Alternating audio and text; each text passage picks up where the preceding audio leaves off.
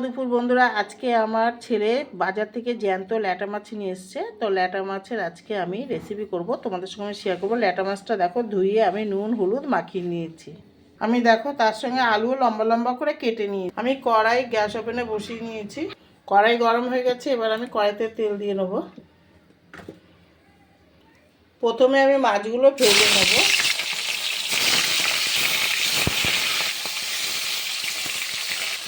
এবার মাছগুলো আমি একটু উল্টিয়ে দেবো। এগুলো জ্যান্ত মাছ তো বেশি উল্টে দিলেই হয়ে যায়। তাতে ভাজাটা আমার একটু হয়ে গেছে।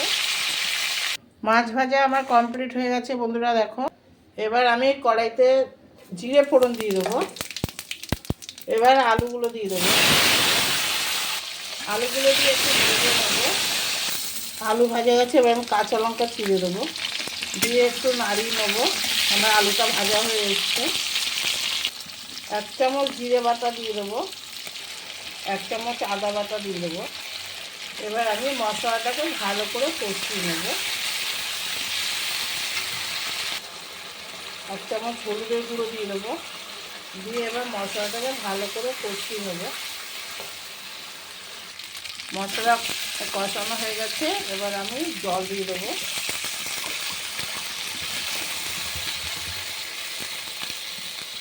এবার ঝোলটা ফুটে একটু সময় লাগবে। তারপর ঝোল ফুটে গেছে, এইবার আমি মাছগুলো দিয়ে দেবো। ভাজা মাছগুলো দিয়ে দিলাম, দিয়ে এবারে আমি একটুখানি বেশ কিছুক্ষণ ফোটাবো।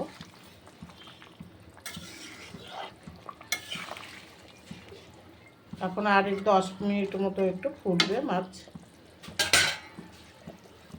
দেখো বন্ধুরা, এমনি একটুখানি গরম মশলা বাটা দিয়ে দেবো।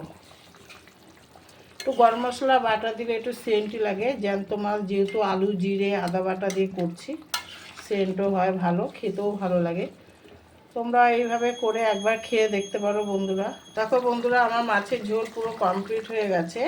আমি এবার একটা পাত্রের মধ্যে ঢেলে নেব। এবার আমি একটি পাত্রে ঢেলে নেব।